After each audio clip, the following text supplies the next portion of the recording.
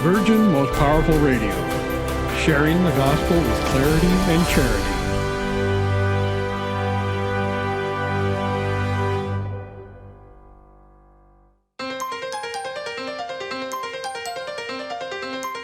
And now, Virgin Most Powerful Radio is pleased to present Hands-On Apologetics with renowned Catholic author and apologist, Gary Michuta.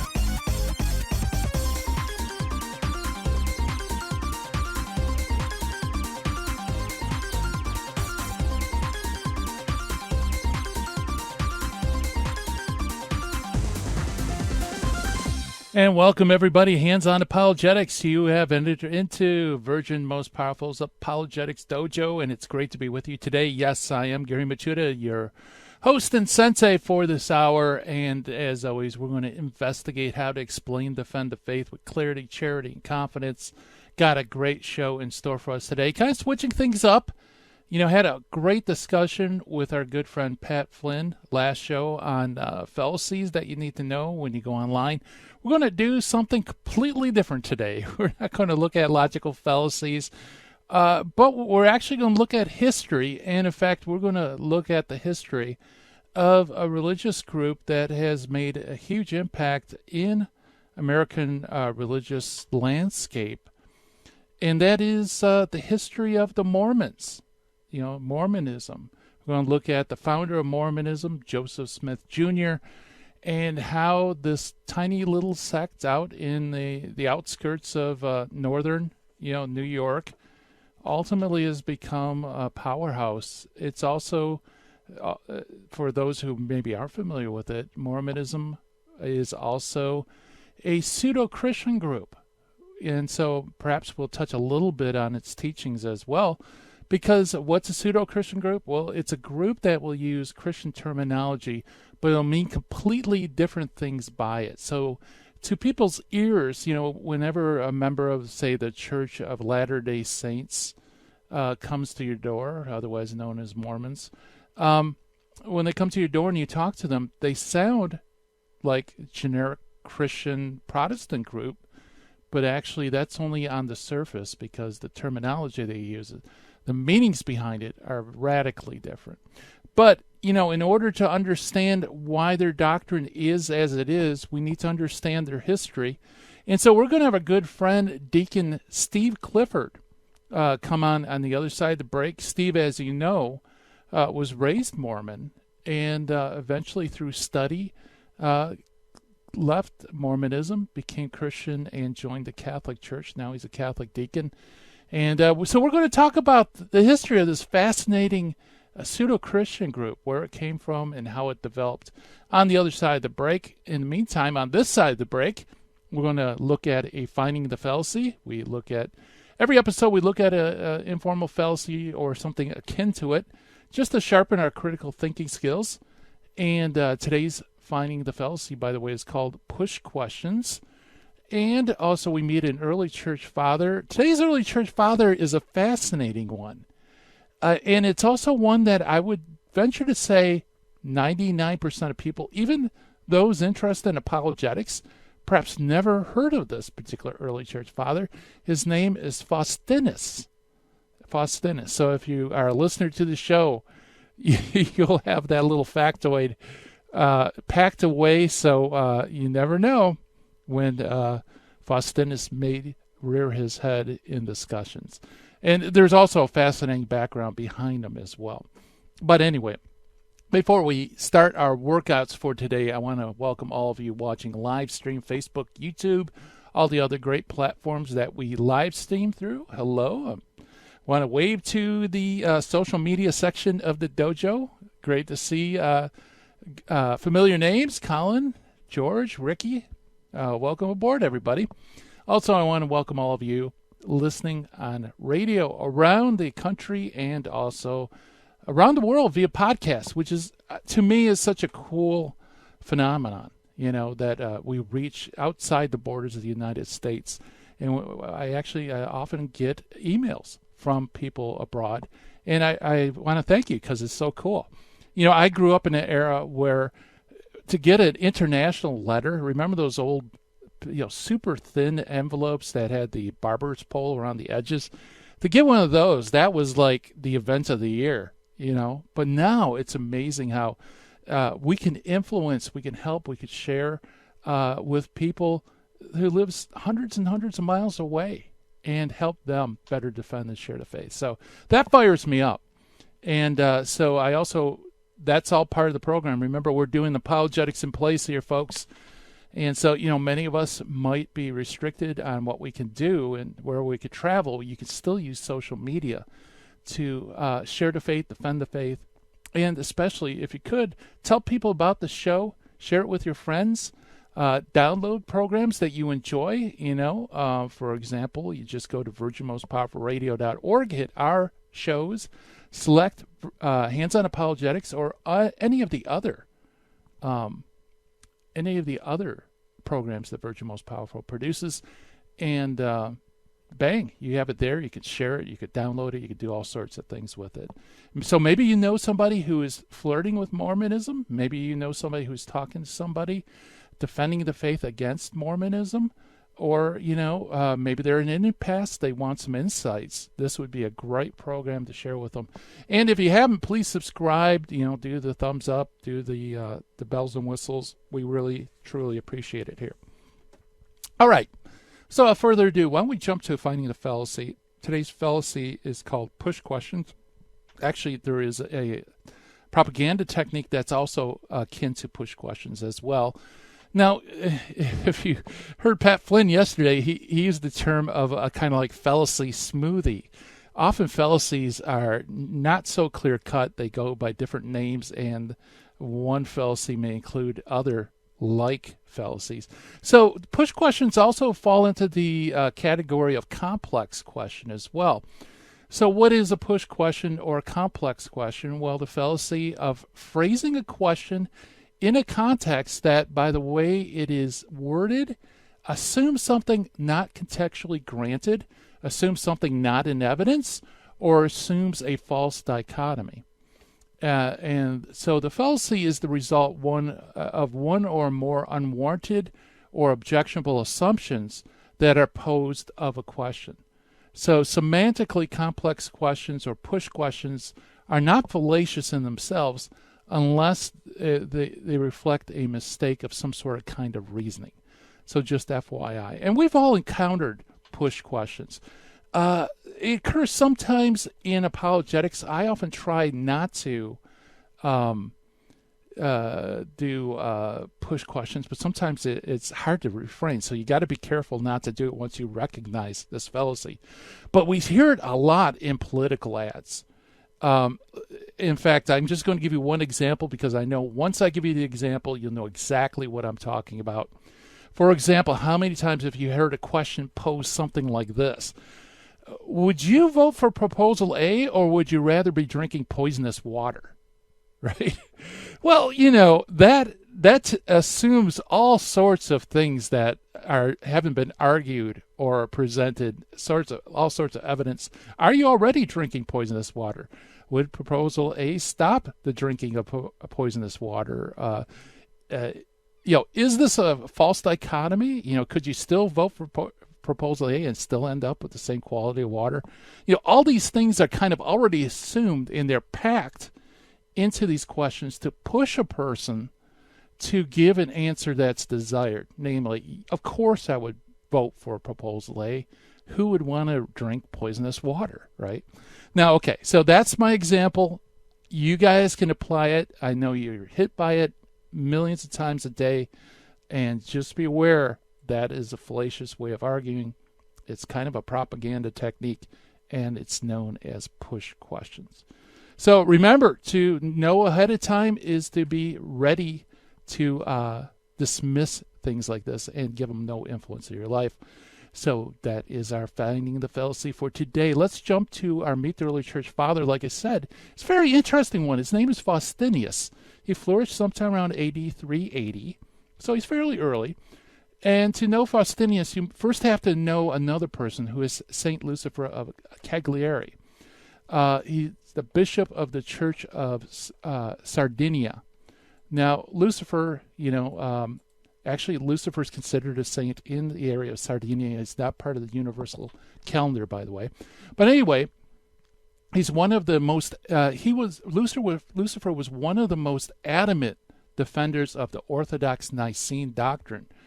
And when the unfortunate Council of Milan condemned St. Athanasius, Lucifer refused to be party to such treachery against such a great man, and for his intransigence, he was sent into exile in the East in 355 AD, to which point Jurgen says he was a very honorable man. However, when Arianism was carried to its illogical conclusions, its illogical ends, namely that the Son is totally and completely unlike the Father in all things, that's when the Nicene party, the Orthodox Catholics, began to close ranks and retrench with other people who weren't formally on board with Nicaea. And part of the problem was the term coined by Nicaea was homoousios, that the Son is consubstantial with the Father, the same substance as the Father, where Arians tended to call it homoiousian, which would be that he's of like substance but not the same substance. But the problem was, at this time, there were people who weren't Arians. They were perfectly Orthodox, only they preferred to use homoiousian instead of homoousian. And so that little iota became a kind of stumbling block. So what happened was, once, like I said, Arianism reached its extreme position, that the Son is totally unlike the Father, Catholics began to realize that they have fellow Orthodox people who just weren't using the right terms or preferred different terminology. And so Faustinus was a supporter of Lucifer, and he is our early church father. Coming up next, we're going to be talking with Deacon Steve Clifford about the history of Mormonism. Stay tuned, folks.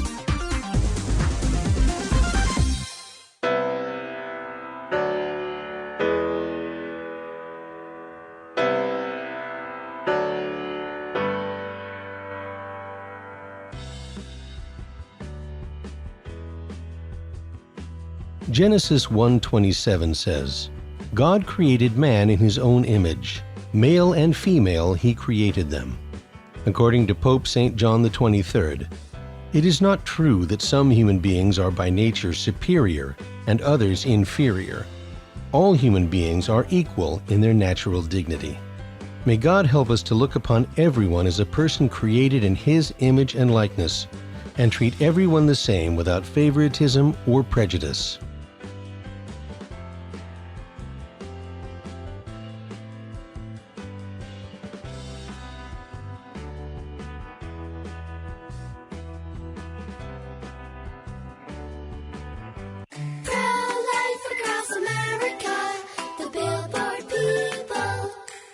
Did you know my mom's gonna have a baby? She is? Will it be a boy? Or will it be a girl? We don't know yet, but we heard the heartbeat and my dad said this is gonna be someone very special. You mean like being a president? Or maybe a doctor? Well, probably maybe like a singer or dancer, I think. Hello, my name is Marianne Koharski. I'm the director of Pro-Life Across America. We know that every baby is a miracle and has the potential to do great things.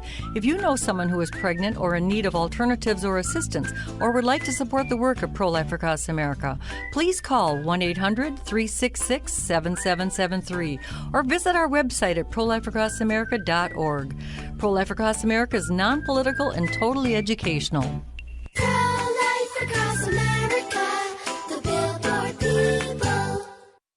This is Terry Barber. I want to thank you for your support here at Virgin Most Powerful Radio. Here's an easy way to do it. If you're going to sell or buy a house, call Real Estate for Life, 877-543-3871, because they're going to get you a Christ-centered agent to purchase your home or to sell your home. And at the close of escrow, a portion of his commission goes right back to Virgin Most Powerful Radio. Call 877-543-3871. Thank you so much for your support. Now, back to Hands-on Apologetics with Gary Machuda. If you'd like to join the conversation, call 888-526-2727. 2151. Here's Gary. And welcome back, everybody. Hands on Apologetics. And let's talk a little bit about Mormonism. And I think Mormonism actually is divided into many different sects, but I think the one sect that everyone's familiar with is the Church of Jesus Christ of Latter-day Saints, otherwise known as LDS. And, who are they? They have such strange teachings, and really a lot of their teaching has to do with the founding and their history. So to help us walk through the history of Mormonism, we have our good friend Deacon Steve Clifford with us. Deacon Clifford was born and raised in Utah as a member of the Church of Jesus Christ of Latter-day Saints, otherwise known as Mormons. He served 4 years in the U.S. Air Force in Europe, West Germany, and he returned to Utah with his Catholic wife, Ann. He graduated in 1975 from Weber State College of Ogden, Utah, with a BA in Foreign Literature, and he was commissioned a second lieutenant in the U.S. Army Transportation Corps. Steve has an MS in Information Systems from Golden Gate University at San Francisco, where he graduated in 1992. He's retired as a lieutenant colonel in January 1995. He has 2 daughters and a granddaughter, an active Catholic apologist, and also an officer in the Legion of Mary. And Steve Clifford, welcome to Hands on Apologetics. Thank you, Gary. It's good to be here again. Boy, going from Air Force to the Legion of Mary, very prestigious career, as I'm reading here. Yes. I do want to correct one thing. I've got 8 grandchildren and 2 great-grandchildren now. Oh, wow. Congratulations. Thank you. Yeah, very good. All right, so now, like the bio said, you were raised, in Utah, the heart of Mormon country, and eventually came into Catholicism. Why don't we take maybe just a few minutes, if you could give us a nutshell version of your journey into the Catholic faith, then we'll look at the history. Sure. I met my wife in Germany while I was stationed there in the Air Force, and she was Catholic at the time, and we got married in the Catholic Church by a Catholic priest. I was Mormon at the time, and I spent almost 23 years very happy to sit on the fence, and I went to Catholic Mass with my kids and my wife, but I just had no intentions whatsoever of becoming Catholic. I was going to remain a Mormon the rest of my life. And I had a very powerful St. Paul experience, knocked off my high horse, and that happened in November of 1993, and by February of 1994, I was received into the Catholic Church. So it was a radical conversion of heart and mind and spirit. And the Holy Spirit worked through me and brought me into the church. And I've just kind of been working my way through learning everything that I can about the Catholic Church. And I've also been involved in apologetics right from the very beginning. I did a lot of apologetics work, and then eventually right from the beginning, I felt myself called to something deeper and higher in serving the Lord through His church. And so eventually I found my way into the diaconate formation program in the Diocese of Arlington, Virginia, and I was ordained a permanent deacon in January of 2014. So I've been a deacon about 6.5 years now. Beautiful. Well, that's awesome. What a story. And there's so much to talk about in terms of history. Why don't we just jump right into, tell us a little bit about the founding of Mormonism. Sure. Yeah, and there is a lot to cover, so we'll do the best we can in a short time. Joseph Smith Jr. Was born on December 23rd, 1805 in Sharon, Vermont. He received what's called the first vision in 1820, but there are actually 3 different handwritten accounts of this first vision. The first account was that Jesus appeared and Joseph Smith was about 16 years old at the time. The second account, many angels appeared to him, and he was about 14 years old. And then the third account, in Joseph's handwriting, God the Father and Jesus Christ the Son appeared together and told him that the churches were all wrong and they were all corrupt and that their creeds were an abomination in God's sight. And so it's this third vision that's the one that is generally accepted by Mormons today. So they really kind of discount the first two versions and only talk about the third version of his first vision. In 1823, the angel Moroni, by some accounts he's also called the prophet Nephi, but the angel Moroni appeared to Joseph Smith and told him about a history of the ancient American continent that had been recorded on some golden plates. And so that began his journey towards eventually establishing the Mormon Church. However, in 1826, New York legal documents, there was a case that was brought against Joseph Smith by the people. The case was Joseph Smith the Glass Looker, and that was in 1826. And it revealed that he was brought to trial by his neighbors for being a disorderly person and an imposter. That charge was that he was digging for money.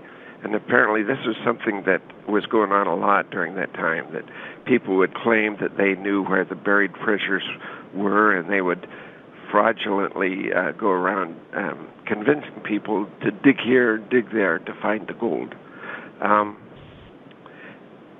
Joseph Smith used what was called a peepstone. He put this round stone into a hat, and he used that peepstone to help him to find these hidden treasures. But eventually the court of law found him guilty of the charges brought before him. And so he actually had a record as being a fraud. Yeah, I was going to say, glass looking, that's something that we don't normally hear today. But the glass looking is actually, is it scrying, I think it's called, where somebody uses a talisman or some sort of object to see things that are invisible. Exactly right. Yeah. Exactly right. Yeah.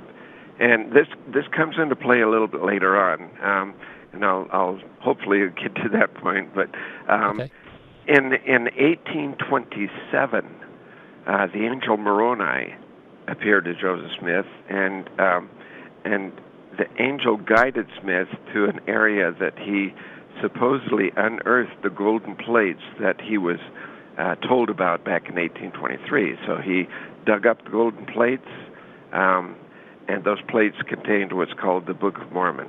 And this took place on Hill Cumorah in Manchester, New York. And you may have heard of the Hill Cumorah. That's where the golden plates were dug up by Joseph Smith.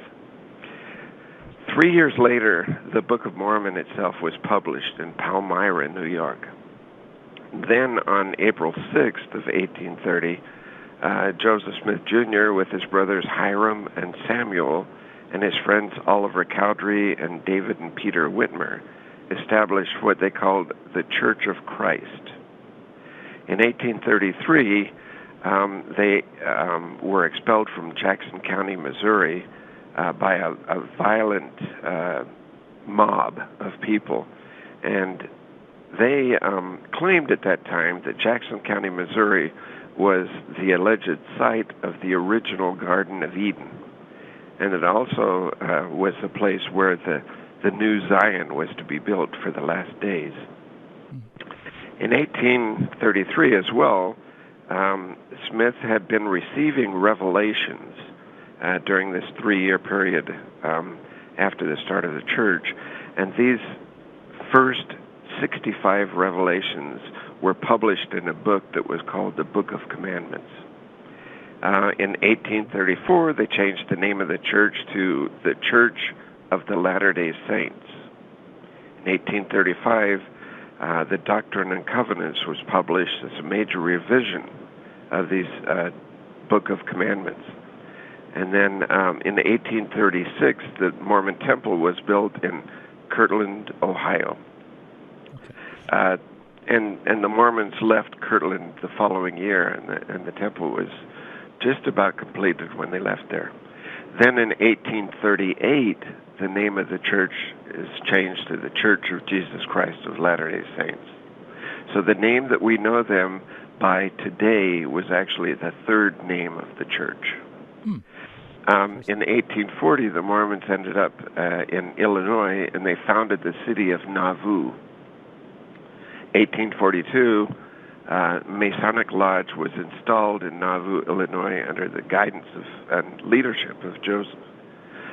Joseph Smith instantly became a 33rd degree Mason as soon as the lodge was set up. In 1844, Nauvoo became the second largest city in Illinois after Chicago. Joseph Smith was the mayor of Nauvoo, and he was also elevated to the rank of lieutenant general of the militia. At that time, there were no other lieutenant generals. That was the highest ranking military office in the United States military, and Joseph Smith had it. So he had gone to a high level of power and influence in a very short period of time. Also in 1844, sort of the downfall of his rise to this high elevation was that there was a newspaper in Nauvoo, Illinois called the Nauvoo Expositor. And the very first and only issue of the Nauvoo Expositor was on June 7th, and it contained an expose of Mormon polygamy in Nauvoo, Illinois. The paper also spoke out against the teaching of a plurality of gods.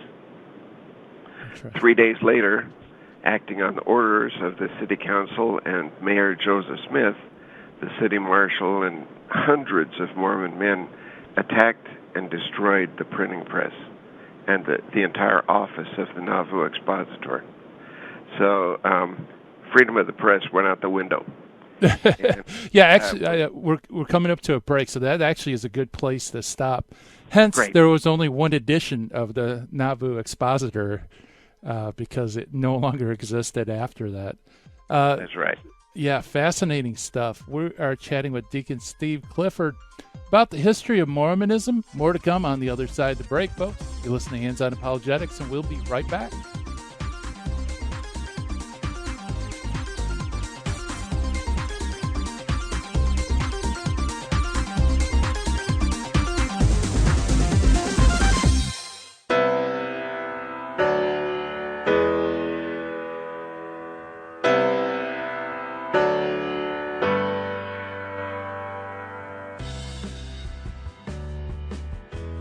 Hi, this is Jesse Romero from the Terry and Jesse Show, also from Jesus 911.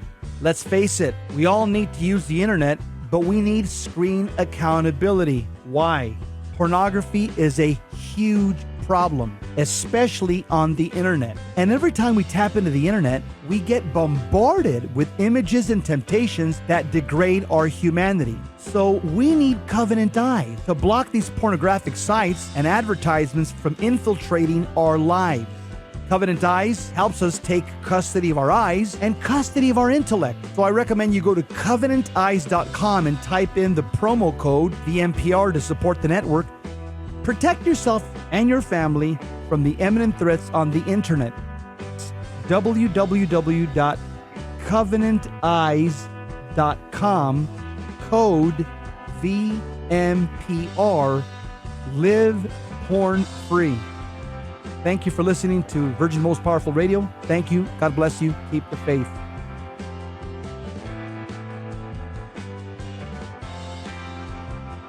This is Terry Barber. I want to thank you for supporting Virgin Most Powerful Radio. And here's an easy way to support us by going to smile.amazon.com and type in Catholic Resource Center or Virgin Most Powerful Radio.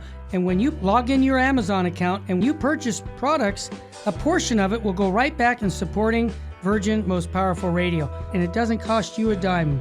I want to thank you ahead of time because that supports us year-round. May God bless you and your family.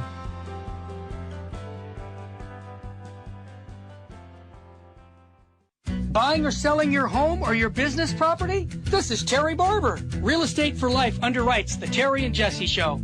And they can connect you to one of 900 pro-life real estate agents around the world. And when they receive their referral fee, they will give 80% of it to a pro-life organization. Wow! That's 80%! realestateforlife.org, 877-LIFE-US1. This is Jesse Romero. You're listening to Hands-On Apologetics with Gary Machuda on Virgin Most Powerful Radio. And welcome back, everybody. And we're talking about the history of Mormonism with our good friend Deacon Steve Clifford, who himself is a convert from Mormonism. And Steve, right before the break, this is I believe, one of those pivotal moments in Mormon history where Joseph Smith is a 33-degree Mason. He's the highest-ranking military officer, a mayor of the second-largest city in the state.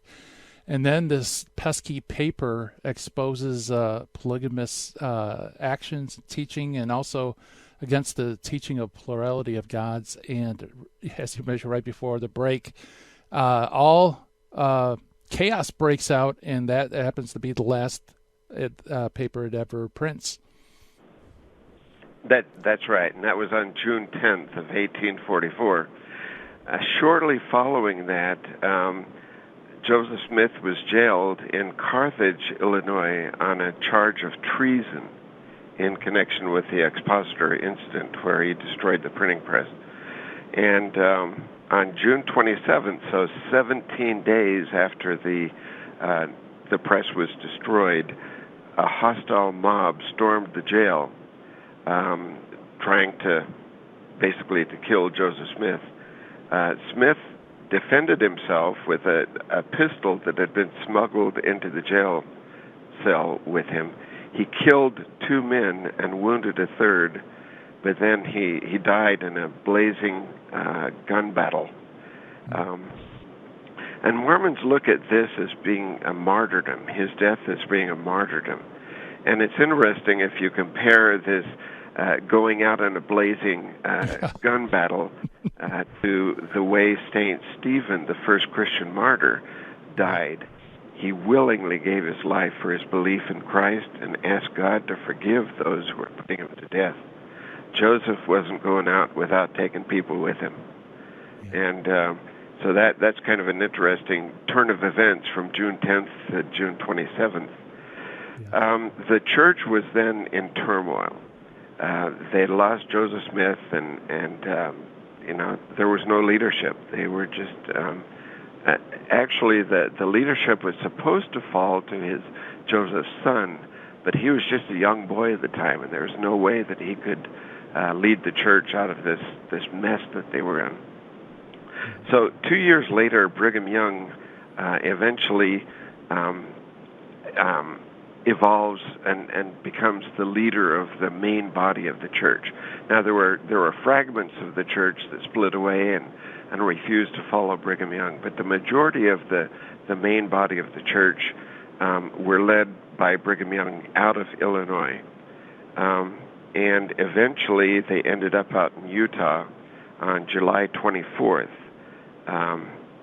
And they settled in the Great Salt Lake Valley. In 1851, there was another book that was printed. It was called The Pearl of Great Price.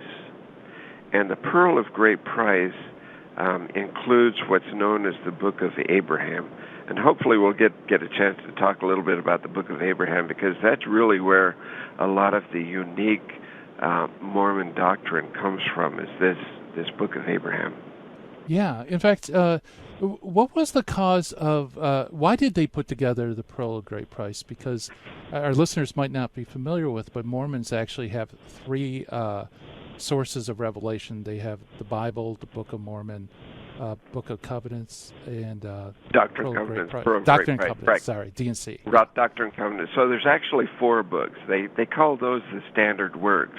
Yeah. And like I say, the Bible, the Book of Mormon, the Doctrine and Covenants, and the Pearl of Great Price. The Pearl of Great Price was actually an attempt by Joseph Smith to retranslate the Bible.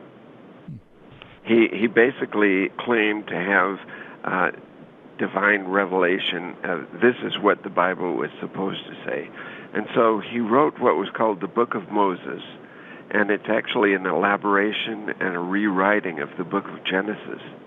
And in this Book of Moses, he also added some unique Mormon teachings to it. The Book of Abraham actually includes facsimiles of copies of some Egyptian papyrus, which Joseph allegedly translated from, along with keyed explanations for his translation of these facsimiles.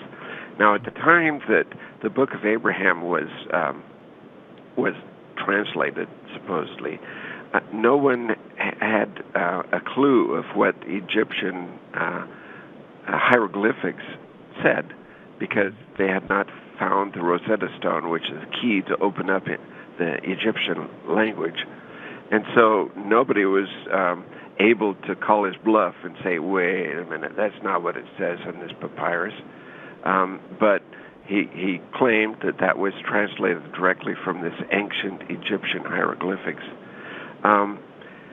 The Book of Abraham is the basis for what was for many, many, many years the anti-black doctrine that the Mormon Church practiced. Basically, every male over the age of 12 received the priesthood authority, except for those who were of black heritage. So blacks were prevented from holding the priesthood until 1978. The Book of Abraham also contains the doctrine on the plurality of gods, and this is basically a belief that there are many gods, and that these gods came together from a star called Kolob to do their creative work as part of the universe. And so our world and our universe is just one of billions and billions of other worlds and universes, each one of them with their own God.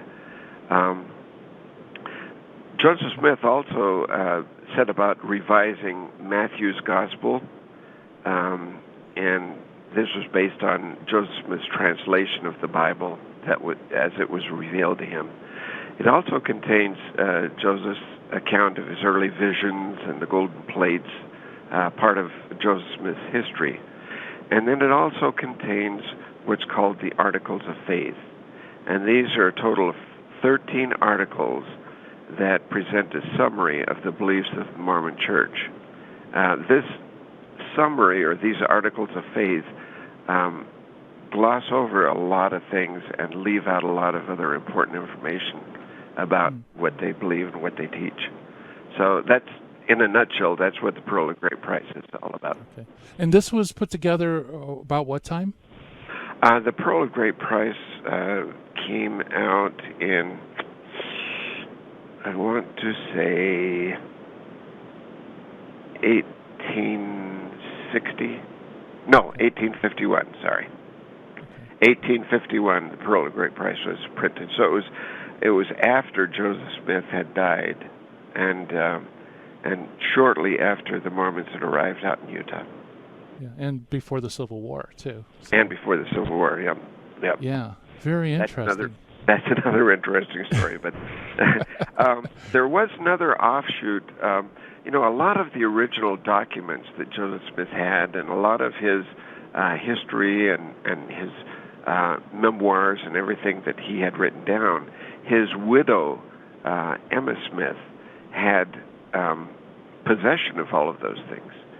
She refused to follow Brigham Young, and she took her son, who was supposed to be the patriarch of the church, and they separated from Brigham Young. And eventually in 1860, the reorganized Church of Jesus Christ of Latter-day Saints was officially set up at Amboy, Illinois.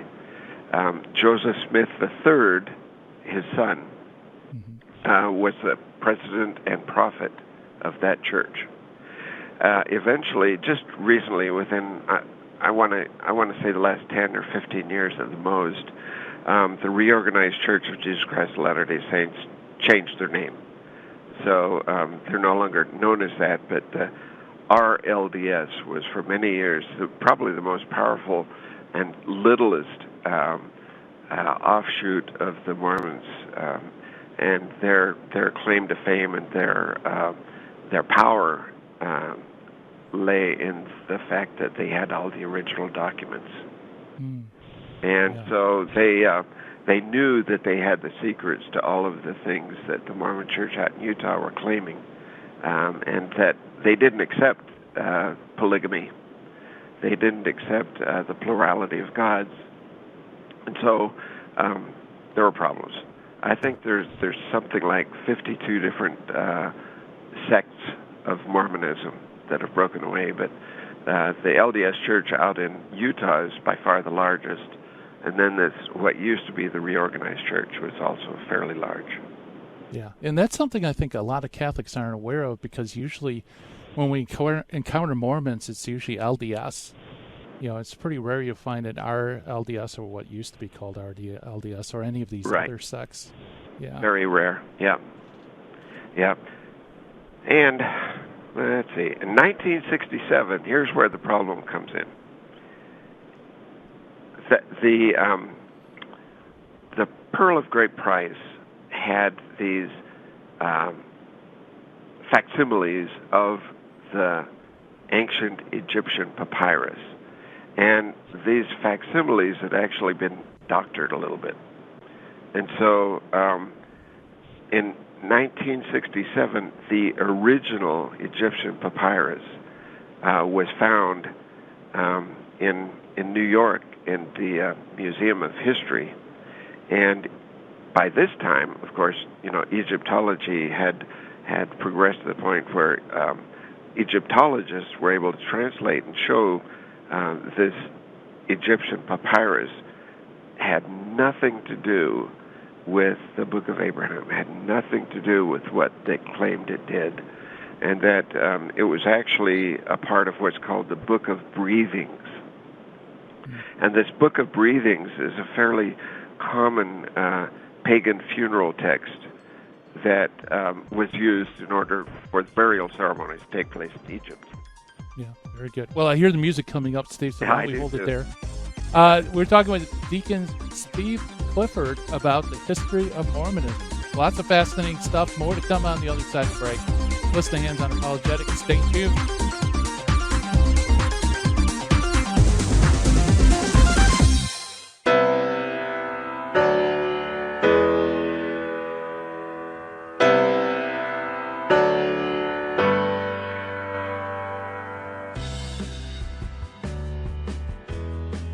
Help the Helpless, a Minnesota St. Paul nonprofit organization chaired by Father of Tyr and volunteers, is humbly asking you for your kind support to help the poor and the handicapped children in India and Ecuador. Through financial support from the Help of the Helpless benefactors, the children are provided with clothing, food, education, shelter, and the teachings of the Catholic Church. The mission is to help children thrive and become self-sufficient young adults leading productive lives. We also provide aid to poor families in Ecuador with food baskets, medicines, medical assistance, and help with funeral needs for the deceased. The work in India is done by Father Antonio's organization, St. Mary's. In Ecuador, the work is being done by the Servant Sisters of the Home of Mother. You can call us at 877-762-8857. To learn more, please visit our website, www.helpthehelpless.org. God bless you.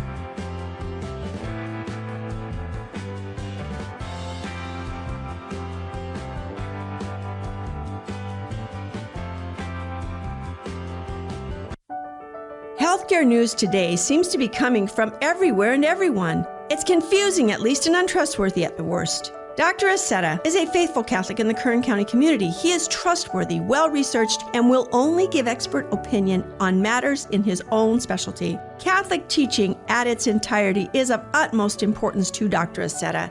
Give Dr. Aceta a call for your obstetrics and gynecological needs at 661-695-6617. Buying or selling your home or your business property? This is Terry Barber. Real Estate for Life underwrites the Terry and Jesse Show, and they can connect you to one of 900 pro-life real estate agents around the world. And when they receive their referral fee, they will give 80% of it to a pro-life organization. Wow, that's 80%. realestateforlife.org, 877-LIFE-US1. Now, back to Hands-On Apologetics with Gary Machuda. If you'd like to join the conversation, call 888-526-2151. Here's Gary. And welcome back, everybody. And we're chatting with Deacon Steve Clifford about the history of Mormonism. Actually, a very fascinating overview. And we're all the way up to 1967, where they rediscovered the actual funerary text, the Egyptian text that Joseph Smith used for his translation of the Book of Mormon. And Steve, as he noted right before the break, Egyptology had advanced quite a bit, and they were able to translate it. And quite frankly, it just doesn't match up, does it?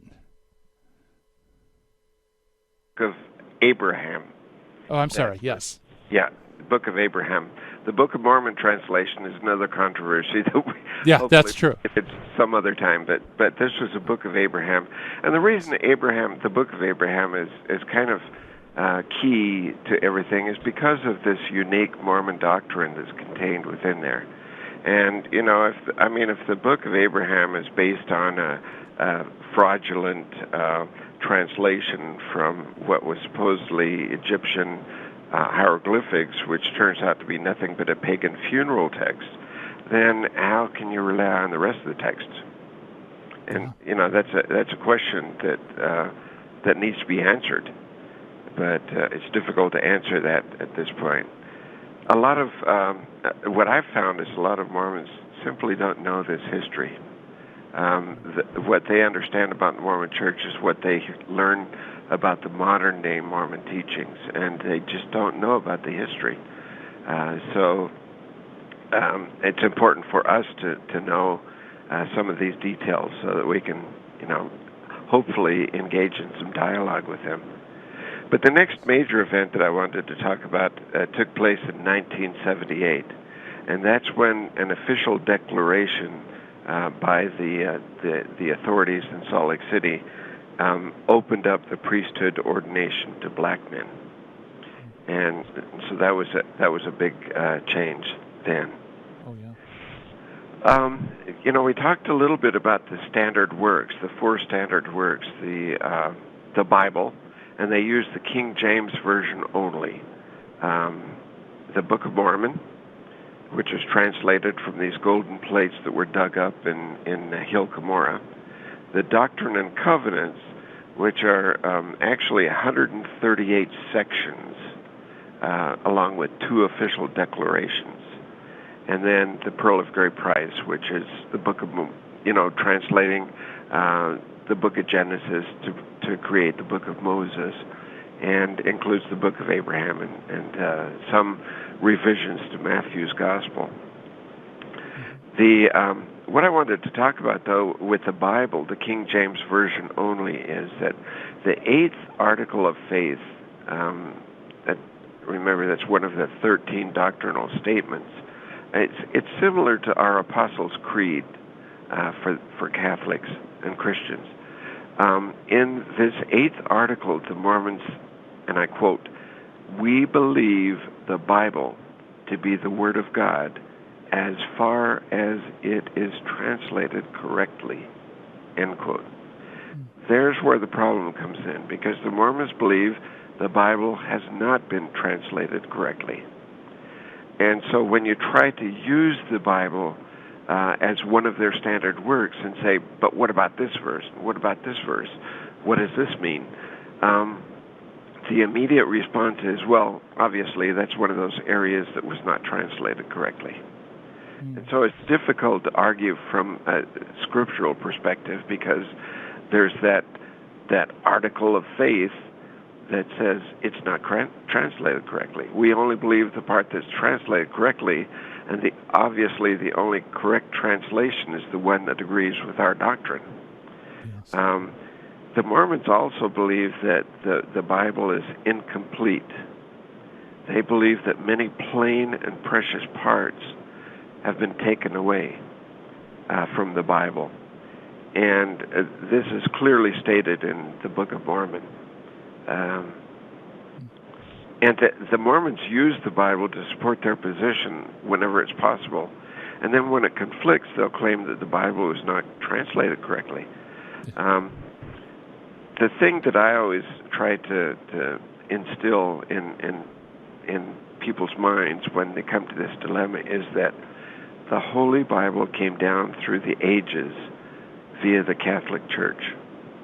And there's ample evidence from the writings of the early church fathers and from scholars, as well as other documents, things like the Dead Sea Scrolls, that support the accuracy of the Bible from the very beginning, that parts were not taken out, that it actually has been translated pretty well. And and obviously when you have that historical evidence to support you, that's a powerful tool. There's no such evidence that exists for supporting the claims of the Book of Mormon. Yeah, very well said, too. So when they say something is not correctly translated, do they mean that we're not getting the correct understanding of the Hebrew or Greek, or do they mean that the text is actually corrupted? The text is corrupted. Okay. They actually believe that what they call the great and abominable church. Now, Mormons nowadays would say, oh, no, we're not talking about the Catholic Church. But there's only one church that the Bible came through, and that's the Catholic Church. And so the great and abominable church that withheld many plain and precious parts of the Bible is, in fact, the Catholic Church. And so our task and our obligation is to show that the church very meticulously maintained the accuracy of the translations, because the monks in the monasteries meticulously hand scribed the translation, or the scripts. They maintained the scripts intact. They didn't go about making up stories as they were going along. And so they were very careful to make sure they transcribed it exactly the way they had received it. It's evidence. The evidence of history, the evidence of the facts, the artifacts, all support. The Bible's been here for 2,000 years. The Book of Mormon's been here for less than 200, and yet the Book of Mormon has at least 4,000 changes that have been made to the original manuscript, and these are well documented. As a matter of fact, I've got an older Book of Mormon that I received back in 61. I'm looking at it right now, 1961 edition. And I have a Book of Mormon that was given to me by some missionaries a couple of years ago, and I can point out the differences in the wording in a number of passages between the Book of Mormon that I knew in 1961 and the Book of Mormon that's being handed out now. So these multiple changes that have been made in the text of the Book of Mormon bring into question, well, if he was inspired to translate the golden plates and write the Book of Mormon, why all of the errors? Why all of the updates that were necessary? Now, in the Book of Mormon, concerning that, the article of faith that I was just talking about, the 8th article, continues on with the statement, "We also believe the Book of Mormon to be the Word of God." No caveat about correct translation. They just believe it carte blanche. And so the fact that there's been so many updates and changes to the Book of Mormon bring into question, how accurate the translation was in the first place. So that's another item that a lot of Mormons just don't think about, don't know about necessarily. Well, we're reaching the end, and I just want to throw this question out because I've had Mormon missionaries who would claim that, well, yeah, there were changes, but they're very minor, punctuation, just spelling changes, things like that, very superfluous. Is that accurate? Some. There are also some that are fairly significant doctrinal changes. Like one in particular had to do with those who were taught the gospel of the Mormon Church. Those people would become white and delightsome. And so the Mormons spent a lot of time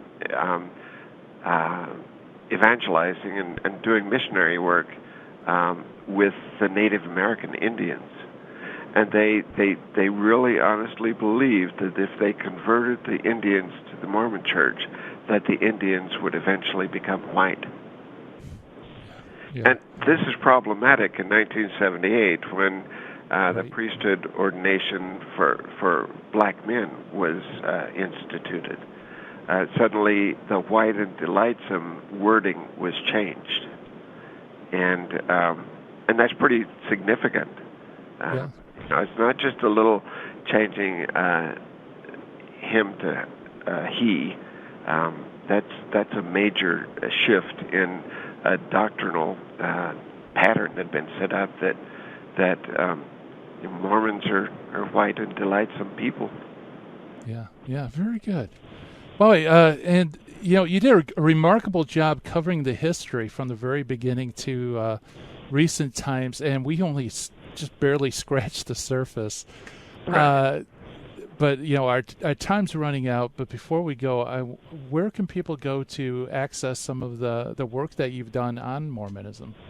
Oh, sure. I have a website. It's kind of fallen into neglect a little bit because I just don't have time to keep up with it. But all of the things that I've written concerning the Mormon Church and that are on my website is called transporter.com.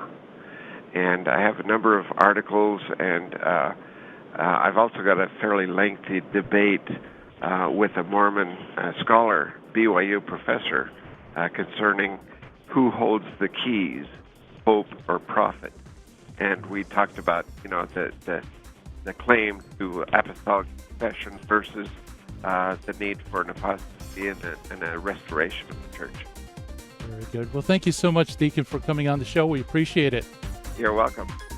All right, that's Deacon Steve Clifford, ladies and gentlemen. And man, the time has flown. It's time for me to shut down the Midwest Command Center, turn off the dojo lights. But never fear, the Terry and Jesse Show is coming up next with High Impact Catholic Talk. Hope everybody has a great day, and God willing, we'll be back again tomorrow to do this thing we call Apologetics. Bye-bye, everybody. Take care.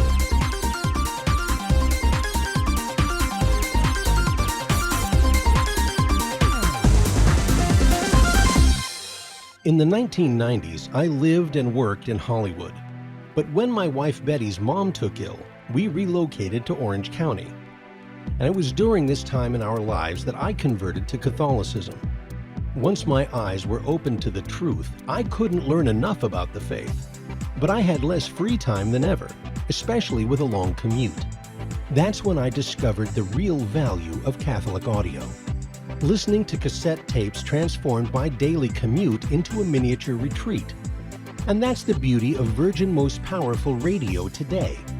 Since the podcasts are archived, you can listen anytime on our smartphone app.